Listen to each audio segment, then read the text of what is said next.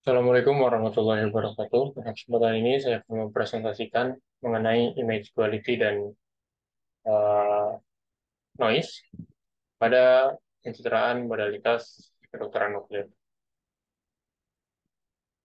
Saya ambil referensi dari buku Physics in Nuclear Medicine yang dikarang oleh Simon James dan Michael, edisi keempat, diterbitkan oleh Elsevier. Nah, metode dasar untuk mengkarakterisasi dan mengevaluasi kualitas citra itu ada dua. Yang pertama menggunakan physical karakteristik atau karakteristik fisik dari eh, citra tersebut. Kemudian menggunakan studi menggunakan eh, apa namanya studi performance oleh observer, oleh pengamat. Di physical karakteristik ada tiga gambaran besar, tiga sub hal besar untuk menilai suatu kualitas citra. Yang pertama ada resolusi spasial. Ini untuk mengukur ketajaman, terus detail gambar, pokoknya menjelaskan tentang bagaimana citra tersebut tajam dan melihat apa namanya kekuatan batas-batas antar frekuensi spasialnya itu di sini di resolusi spasial. Kemudian kalau kontras ini berhubungan dengan pembeda mana eh, antara organ yang teremisi tercounting rate-nya tinggi dengan latar atau organ lain atau lesi lain yang content rate-nya lebih rendah. Nah, perbedaan content rate ini atau perhitungan jumlah photon rate-nya itu akan mempengaruhi nilai kontras. Kemudian, ini apapun yang berada dalam fungsi spesial, itu tentunya ada yang namanya noise atau draw.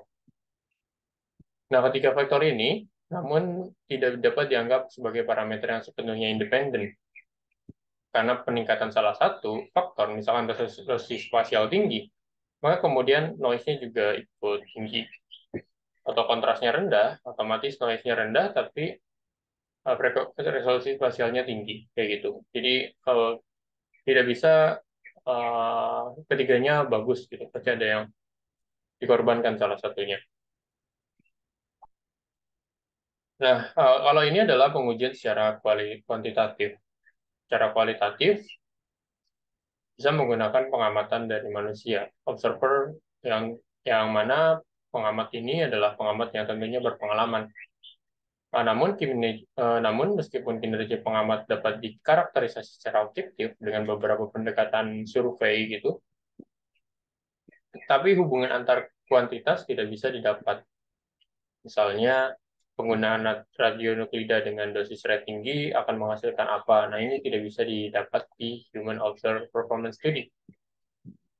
Ini karena kompleksitas sistem visual manusia dan faktor-faktor rumit lain seperti pengalaman dari pengamat itu sendiri, bagaimana kondisi mata pengamat, kemudian bahkan sampai ke psikologis pengamat saat melakukan pengamatan terhadap citra tersebut dan sebagainya. Nah, untuk menghilangkan faktor dari keterbatasan manusia, ada pendekatan lain dengan menggunakan komputer, yaitu menggunakan model matematis untuk mengganti pengamatan secara manusiawi. Namun, metode ini membutuhkan gambar yang dalam jumlah besar dan tentunya akan membutuhkan waktu yang cukup lama. Dengan begitu, physical karakteristik ini menjadi metode dasar yang cukup masih relevan dan masih efektif untuk saat ini. Seperti itu. Next, kemudian kita lebih merujuk pada resolusi spasial. Ini mengacu pada kemampuan instrumen pencitraan untuk memberikan ketajaman dan detail pada gambar. Pencitraan dalam kedokteran nuklir sendiri, mau itu dalam kamera gamma, SPECT, ini memiliki keterbatasan resolusi spasial jika dibanding dengan pencitraan radiografik seperti radiografer, terus CT scan dan sebagainya. Nah, ini dipengaruhi oleh setidaknya ada tiga hal yang faktor pengaruh besar dalam nuklir medis. Yang pertama ada resolusi dari kolimator yang digunakan. Jadi ketika kolimator serap digunakan untuk melokalisasi spasial suatu citra, diameter lubang kolimator ini akan relatif besar sehingga menyebabkan keburaman pada gambar dengan jumlah yang setidaknya sama dengan diameter lubang. Jadi misalkan mau mengambil data tiroid, maka kemudian diberikan kolimator tiroid agar melokalisasi hanya um, detektor hanya meng-counting radiasi yang berasal dari tiroid. Nah, di sini penggunaan kolimator ini bisa menyebabkan keburaman pada gambar. Kemudian resolusi intrinsik dari detektor citranya itu sendiri. Nah, ini keterbatasan muncul terutama pada variasi statistik dalam distribusi foton di antara PMT. Jadi karena detektor ini menggunakan photomultiplier itu, maka distribusi foton untuk membangkitkan eh, cahaya cahaya tampak, kemudian nanti akan diubah menjadi sinyal listrik, ini akan sangat dipengaruhi oleh bagaimana distribusi statistik dari fotonnya. Tentunya ini juga akan dipengaruhi oleh jenis PMT yang digunakan.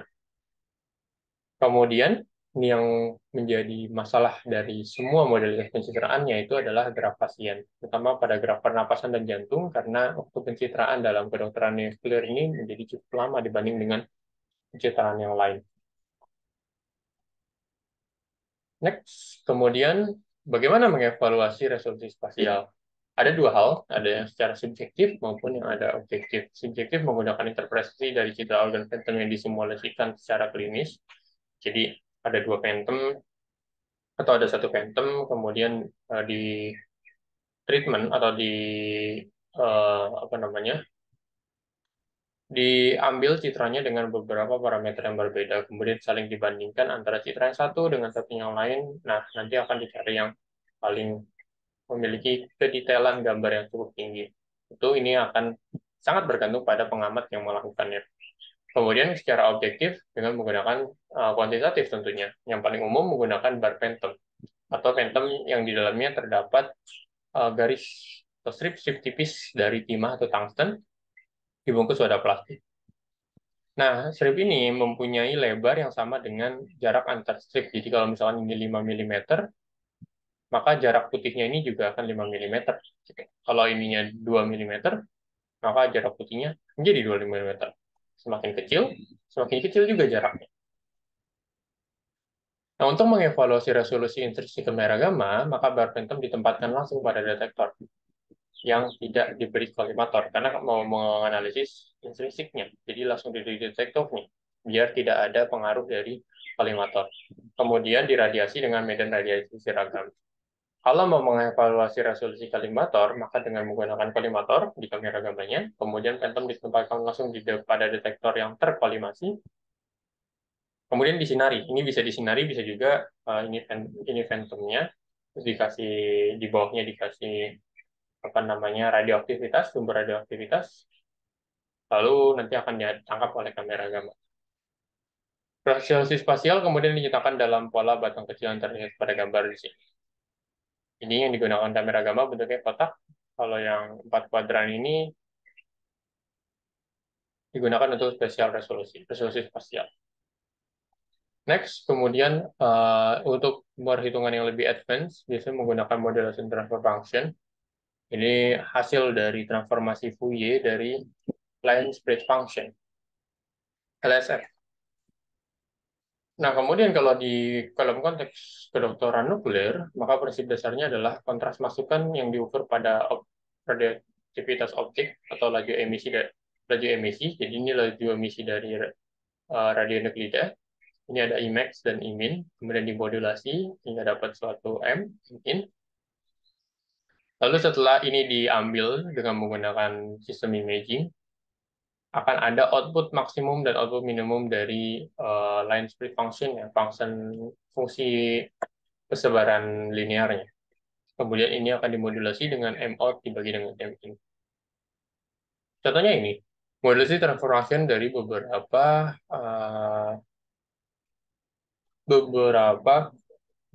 jarak antara sumber dengan kalimat. Nah, semakin dekat sumbernya dengan kolimatornya, maka MTF 0,1%-nya menjadi semakin jauh. Ini berarti misalkan diambil di sini 0,1. 0,1 itu adalah batas penglihatan manusia. Misalkan diambil ke sini, terus di bawah sini 1,4, maka ada 1,4 objek yang bisa dilihat per 1,4 objek per sentimeter yang bisa dilihat oleh objek mata manusia. Semakin jauh, maka objek yang terlihat menjadi semakin sedikit, cuma sekitar 0,7-an, seperti itu. Atau pada intinya, semakin tidak landai kurvanya, semakin ke arah sana, maka resolusi MTF-nya menjadi semakin tinggi, resolusi spasialnya juga akan semakin besar, semakin baik citranya. Jadi citranya punya ketajaman gambar yang semakin baik dengan cara menggunakan phantom bar yang tadi. Nah, sebelum sampai MTF itu sebenarnya ada dengan menggunakan FWH-PM atau full wedge half maximum. Namun ini spesifikasi yang bukan spesifikasi yang lengkap karena PSF, point spread function atau line spread function ini dalam bentuk berbeda dapat memiliki FPS yang sama. Jadi tadi misalkan ini bar phantom kan berarti ada yang tinggi ada yang rendah intensitas counting rate-nya. Tentunya yang rendah ini yang ada barnya dan yang tidak ada barnya kan langsung straightforward maka tinggi. Kemudian ini nanti akan ditabulasikan hingga mendapatkan total rate counting dan individual bar pattern counting. Nah, di sini sebenarnya tidak bisa menggambarkan karena beberapa kasus yang berbeda kemudian akan menghasilkan FPHM yang sama. Makanya kemudian modulatus transfer function ini menjadi dasar, menjadi menjadi acuan untuk penilaian resolusi spasial. Next, kemudian kontras. Kontras ini mengacu pada perbedaan intensitas gambar khusus yang dipengaruhi oleh tingkat serapan radioaktif yang berbeda pada pasien. Jadi intensitas, misalnya dalam pemeriksaan tiroid, maka intensitas organ tiroid dengan intensitas organ di sekitarnya, misalkan tenggorokan atau kerongkongan, maka itu berbeda. Nah, perbedaan ini dinilai dengan menggunakan kontras uh, kontras citranya. Dalam kedokteran nuklir, komponen utama kontras ditentukan oleh sifat radiofarmasi. Target utamanya untuk menggunakan agen yang memiliki serapan pada lesi yang berkonsentrasi tinggi dibanding dengan latar belakangnya. Jadi misalkan ini adalah lesinya, ini adalah hal yang mau kita lihat, kemudian ini latar belakang adalah organ tubuh lain, maka yang dicari itu gimana caranya counting rate di lesi ini tinggi, atau di sini disebut dengan RL, dan RO counting rate pada bagian organ. Untuk menghitungnya, maka dilakukan perbandingan dengan menggunakan C. Next, kemudian kenapa sih background counting rate ini muncul? Nah, ini muncul atau yang sebelah sini kenapa sih? Kalau mau lihat tiroid, kenapa yang lain ikut muncul? Nah, ini disebabkan karena penetrasi septal dan radiasi hambur pada sistem pencitraan. Penetrasi septal dapat dihindari dengan menggunakan kolimator yang dirasa khusus sesuai dengan radionuklida yang digunakan, sedangkan radiasi hambur dapat diminimalkan dengan menganalisis ketinggian pulsa. Jadi kalau misalnya lihat di gambar di sini, ini intensitas counting rate. Truly-nya yang warna ungu harusnya tuh ini background. Jadi misalkan mungkin yang paling gampang pemeriksaan tiroid atau pemeriksaan misalkan jadi ya tiroid. Jadi ini yang mau dilihat itu tinggi, background-nya rendah. Cuma akibat ada unscattered photon only, maka yang warnanya biru jadi naik. Jadi perbedaan antara lesinya dengan background itu menjadi semakin dekat. Nah, ini memberikan pengetahuan bahwa kontrasnya akan semakin turun.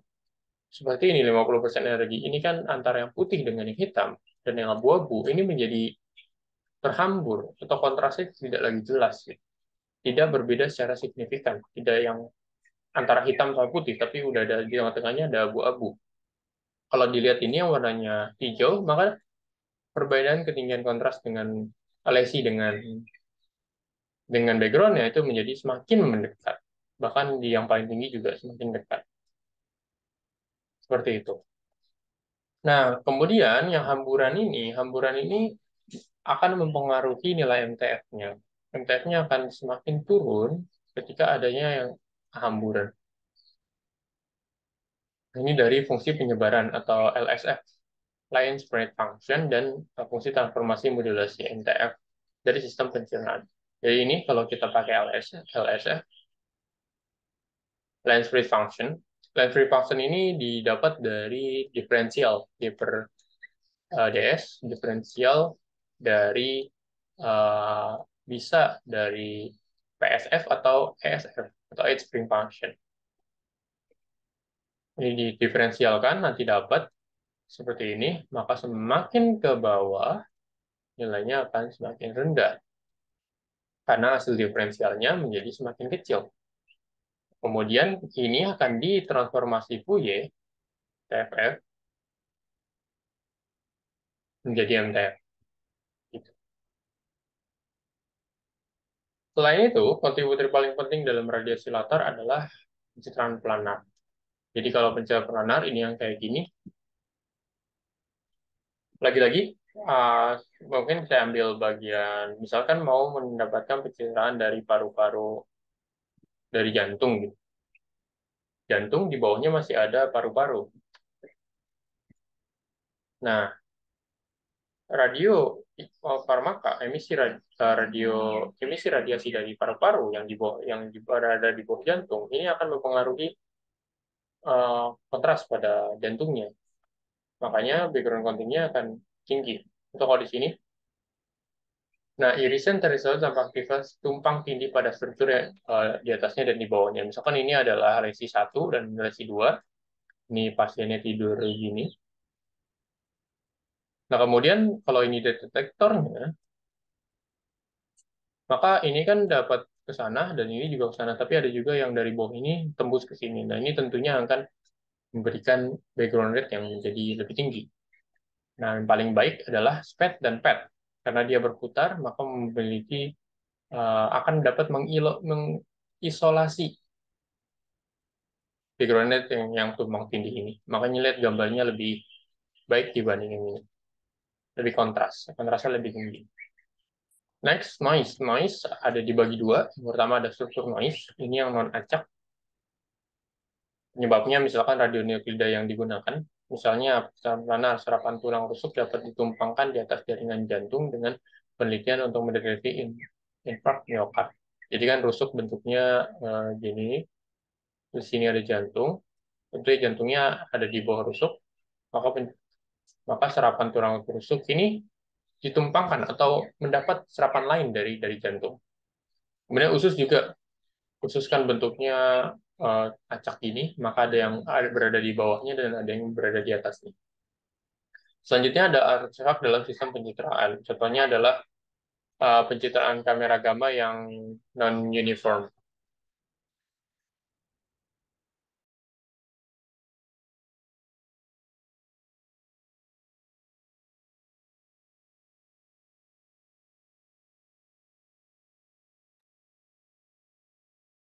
Kemudian ada random noise. Ini mengacu pada efek stokastik, jadi bintik-bintik pada gambar yang disebabkan oleh variasi statistik acak dalam kecepatan perhitungan.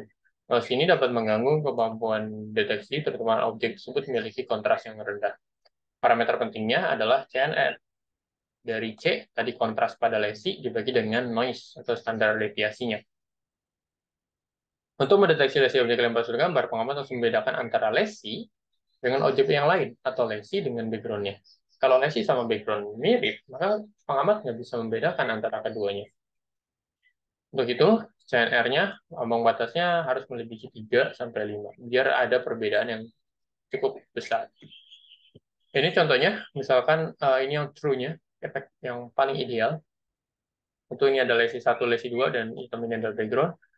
Tapi kemudian bagaimana kalau perhitungannya tidak cepat? Kan ini cuma 10 juta count. Tidak bisa membedakan antara lesi 1, lesi 2, dan background-nya karena semuanya menjadi acak. Yang 4 ini lebih better, dan 16 juta ini menjadi lebih terlihat. maka semakin besar countingnya, semakin cepat detektor mengambil counting rate-nya, maka akan semakin baik citranya, akan memiliki noise yang semakin rendah. Noise yang semakin rendah tentunya akan menyebabkan kontras yang semakin tinggi. Dan dari beberapa penelitian, kontras yang semakin tinggi akan menurunkan spesial frekuensi ke yang lebih rendah. Seperti itu. Itu saja yang bisa saya sampaikan mengenai kontras citra dan noise. Lebih kurangnya saya mohon maaf. Wassalamualaikum warahmatullahi wabarakatuh.